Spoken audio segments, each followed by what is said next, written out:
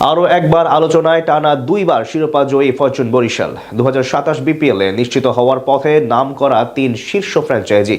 বিতর্কিত সব দলকে বাদ দিয়ে নতুন করে টুর্নামেন্ট আয়োজনের পথে তামিম ইকবাল বোর্ডের বিসিবি। আগামী আসরে আসছে একাধিক বড় চমক। বিপিএলে সবার আগে নিশ্চিত হওয়া পথে থাকা তিন ফ্র্যাঞ্চাইজি ও ফরচুন বরিশালের সম্ভাবনা নিয়েই বাকিটা জানবো রিপোর্টে।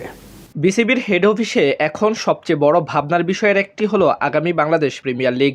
মানসম্মত উপায়ে আগের চেয়ে ভালো টুর্নামেন্ট আয়োজনে এখন অবধি বেশ বদ্ধপরিকর সভাপতি তামিম ইকবাল। সবশেষ কয়েক আসরে সবচেয়ে বেশি আলোচনা ও বিতর্ক ছিল প্লেয়ারদের পারিশ্রমিক জটিলতা ইস্যু। 2022 থেকে 2026 প্রতিটি সিজনে বিদেশি ক্রিকেটারদের পূর্ণ পেমেন্ট না দিয়ে বিতর্ক জন্ম দিয়েছে কয়েকটি ফ্র্যাঞ্চাইজি। তাই সেখান থেকে শিক্ষা নিয়ে সম্পূর্ণ সমালোচনামুক্ত দলগুলোকে নিয়ে 2027 বিপিএল আয়োজন করতে চায় বর্তমান বোর্ড। সেখান থেকে এখন সবার আগে নিশ্চিত হওয়ার পথে তিনটি শীর্ষ ফ্র্যাঞ্চাইজির নাম। সব ঠিক থাকলে গত সিজনগুলোর মতো 2027 আসরেও দেখা মিলতে পারে তাদের। এক সময় জনপ্রিয়তার দিক থেকে বিশ্বের দ্বিতীয় সেরা ক্রিকেট লিগ ছিল বিপিএল। তবে সময়ের পরিক্রমায় দিন দিন যেমন নতুন নতুন টুর্নামেন্টের আবির্ভাব ঘটেছে, তেমনি মলিন হয়েছে বিপিএল এর মান। বিশেষ করে গত 5 বছরে সেই মাত্রা ঠেকেছে একেবারে শূন্যের কোঠায়। তাই আগামী সিজন থেকে পরিবর্তন আনার জন্য উদ্যোগ নিয়েছে তামিম ইকবাল বোর্ড, যেখানে থাকবে বিতর্কহীন সবগুলো ফ্র্যাঞ্চাইজি। এদিকে নতুন করে আলোচনায় এসেছে ফরচুন বরিশালের নাম। সবশেষ মৌসুমে অংশ না নিলেও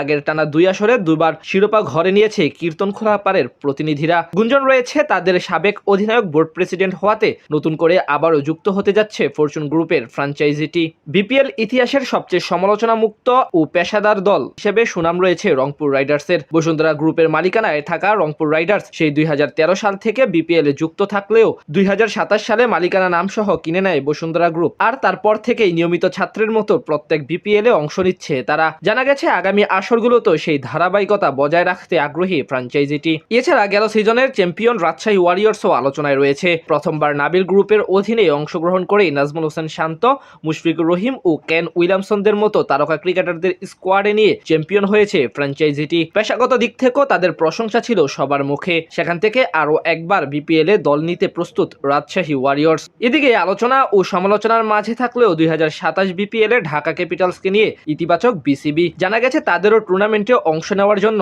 আমন্ত্রণ পাঠানো হবে।